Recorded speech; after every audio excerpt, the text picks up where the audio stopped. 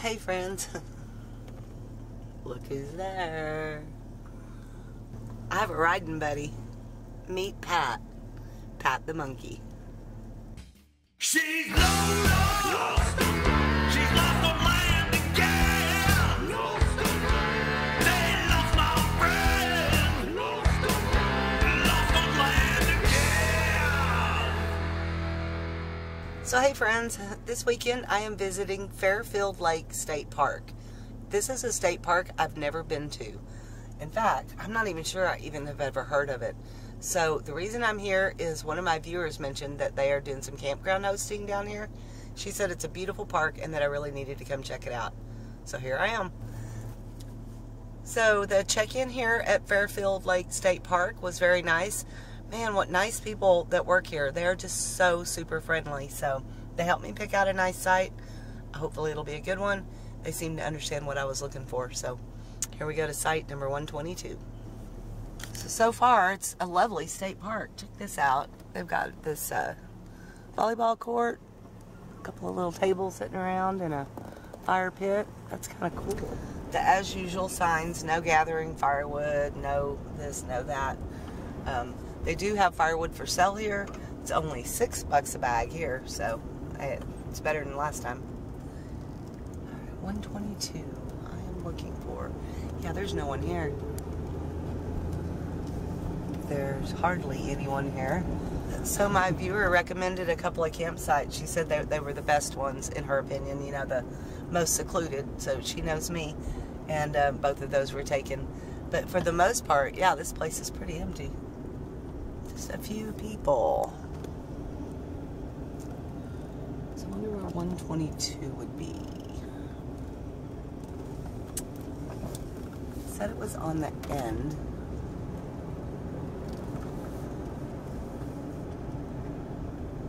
And this is really nice. Yep, it's going to be on the other end. Turn around, Lost. It was starting to mist earlier, but thank goodness it stopped. I'm ready to get out of this van and build a campfire and have some dinner.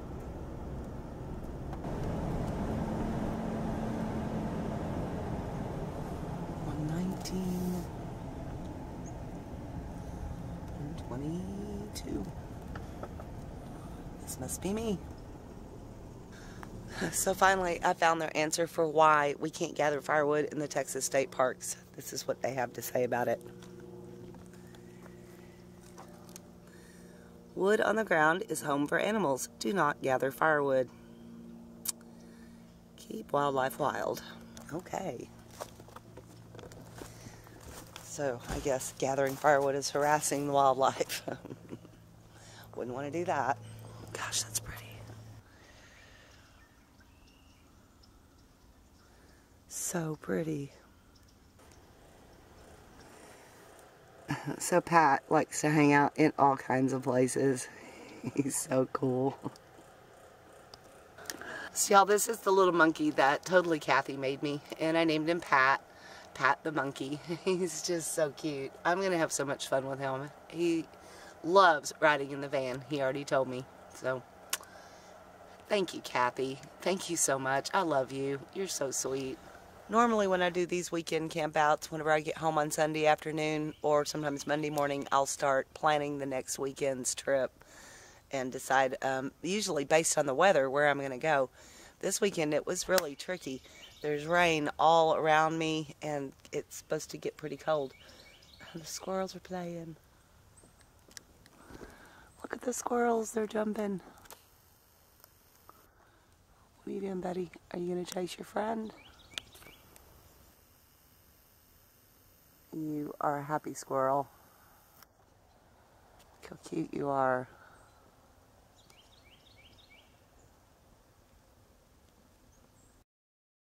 So normally when I do these weekend excursions, I will start looking Sunday night or Monday morning whenever I get home and try to plan the next weekend.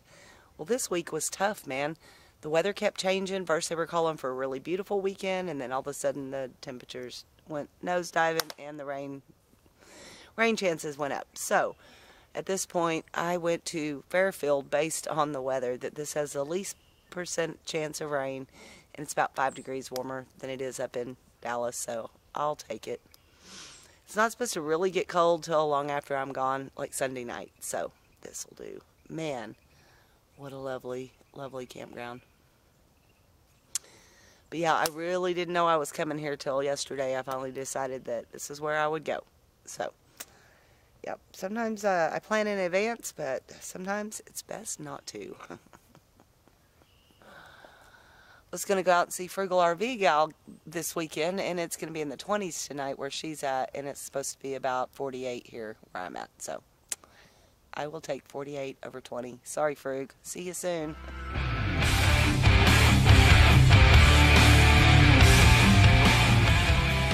But in case y'all were wondering, this is all Eric's fault. Every time Eric visits Texas, he brings the cold weather with him. He's got to stop doing that, man.